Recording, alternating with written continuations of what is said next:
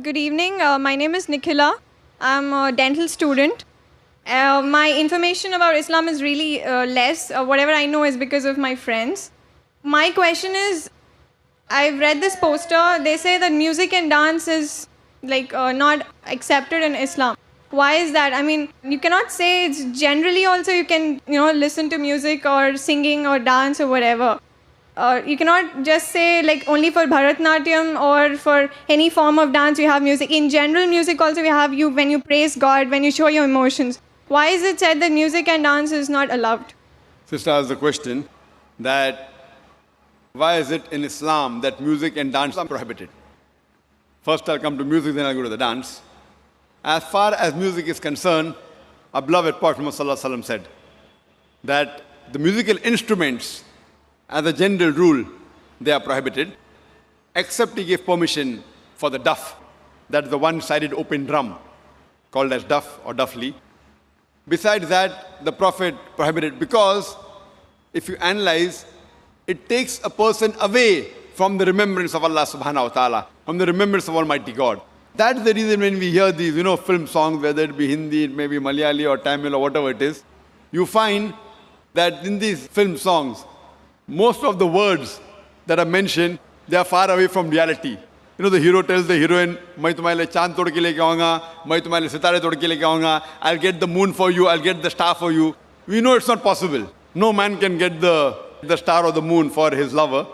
But yet, we keep on repeating because of the ambience, because of everything. So because of this, general rule is that the music does take a person away from Allah subhanahu wa ta'ala. That is the reason a beloved Prophet prohibited musical instruments except for duff. Or as generally with your voice. For example, when a person recites the Quran. If he recites the Quran, his voice is good, that's permitted. Because that takes a person towards Allah subhanahu wa ta'ala. The musical instruments along in the background do create a different ambience. Otherwise, singing per se, it is mubah, optional, as long as the words of the song, they take you towards your Creator Allah subhanahu wa ta'ala. If the words of the song take you away from Allah subhanahu wa ta'ala, even that type of song is prohibited. Now come to the second part. Why is dancing prohibited? There is no verse in the Quran or no hadith that I know of which says dancing per se is haram. But normally, because people dance to show to the other people, we have dance performance on the stage, where as you Bharatnatyam. Now you're doing Bharatnatyam on the stage and thousands are watching you. So normally in terms of the hijab reason, we wouldn't like to expose our ladies, our mothers, our sisters, our daughters on the stage and thousands of people looking at them. So any profession in which the body is used as a show, as to entertain the people, it is prohibited.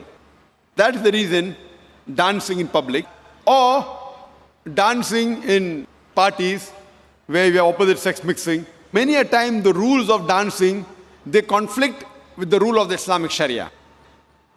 Normally when you have a dance, you have pairs, male and female, and most of these pairs, that the girlfriend, boyfriend, and you dance in front of other people. So because it breaks the system of Islamic hijab, that's the reason per se it is prohibited, because it goes against the system of hijab. So you have to realize that many a time when you dance in public, you go out for parties and you move around. Otherwise, with you and your wife, you can do what you want as long as it doesn't go against the Sharia. Alone in closed doors, husband and wife, what they want to do, as long as it doesn't go against the rules of the Quran and Sahih Hadith, there's no problem. But because most of the time dancing exploits the body, it includes singing, dancing, you go on the stage and other people are watching, so it breaks the rules of Sharia, of the hijab. And you can hear my video cassette, Women's Rights in Islam, Modernizing Outdated, which speaks in detail. Why do we Muslims protect, why do we love, why do we revere our women for? Because we love our women, that's the reason we protect them, and we don't want to exhibit them. That's the reason professions which involve singing in public, or dancing, or modeling, these professions are prohibited for a lady.